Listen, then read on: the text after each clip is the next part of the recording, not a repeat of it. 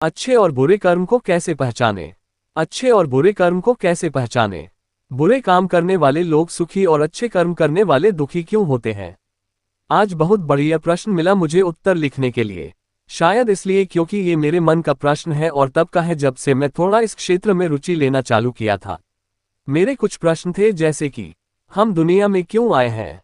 मनुष्य का जीवन काल निश्चित ही क्यों होता है? जीवन का उद्देश्य क्या है?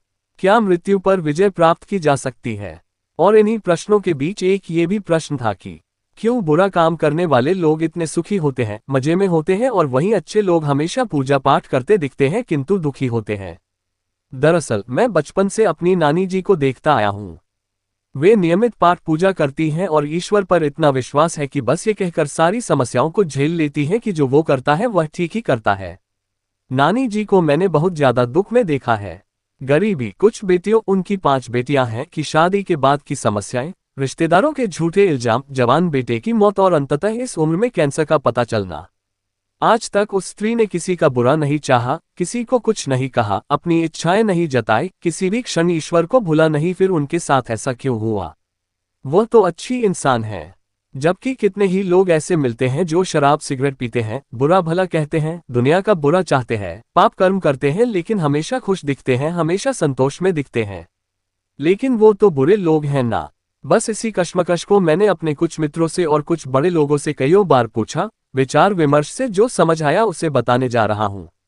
इसके पीछे क्या विज्ञान है मुझे नहीं पता, लेकिन अभी भी मेरी रिसर्च जारी है। ईश्वर को परमात्मा कहा जाता है, अर्थात परमात्मा, और हम हैं इंसान जिसके मानवीय शरीर के अंदर जो वास करती है उसे कहते हैं आत्मा। अब इसे सुनी सुनी बातें कहें या विज्ञान से जोड़े, आपकी मर्जी। दरअसल हम हैं आत्मा और हमारा मकसद क्या होना चाहिए? उस परम आत्मा में जाकर विलीन हो जाना। अब उसके लिए हमें क्या करना होगा? माना हमने एक जन्म लिया और 50 पुण्य के काम किए और 50 कुकर्म किए। पुण्य के कार्य और कुकर्मों में अंतर इस प्रश्न का मुद्दा नहीं है। अभी के लिए मान लीजिए कि कुकर्म से दुख मिलता है और सत्कर्म से सुख। तो समझिए कि आपने 50% अच्छे काम किए, बस आपका फिर जन्म हुआ। इस बार आपको समझ आया कि आखिर कोई तो मकसद होगा जीवन का। आपने प्रयास किए और दूसरे जन्म के अंत में 60% अच्छे काम किए। किंतु परम आत्मा अर्थात शुद्धता, अर्थात आपको विलीन होने के लिए शुद्ध होना है। तो वो कैसे होंगे आप? जब आपके प्रयासों की दर बढ़ जाएगी, जब आप कुकर्मों को कम करना चालू करेंगे।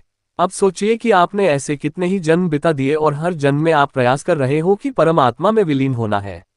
अर्थात आपके जितने सत्कर्म होंगे उनका हिसाब तो होगा, लेकिन इस जन्म में हो, इस रूप में हो, यह मुमकिन नहीं। लेकिन अवश्य ही आपके एक सत्कर्म से कितने ही कुकर्मों का फल कम होगा। अब ये कुकर्म का फल ही तो दुख है ना, तो आप दुख प्राप्त कर रहे हैं। इसका मतलब यह नहीं कि वह इसी जन्म के कर्मों की वजह से है।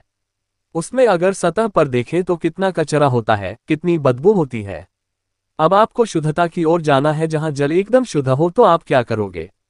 सतह से गंदगी हटाओगे और ऐसा करते समय आपके पैर हाथ गंदे होंगे, बदबू आएगी, लेकिन आप क्षणिक आपत्तियों का विचार नहीं करेंगे और यह सोचेंगे कि बस कुछ ही देर में आप समुद्र की सतह की पवित्रता का अनुभव करने वाले हैं।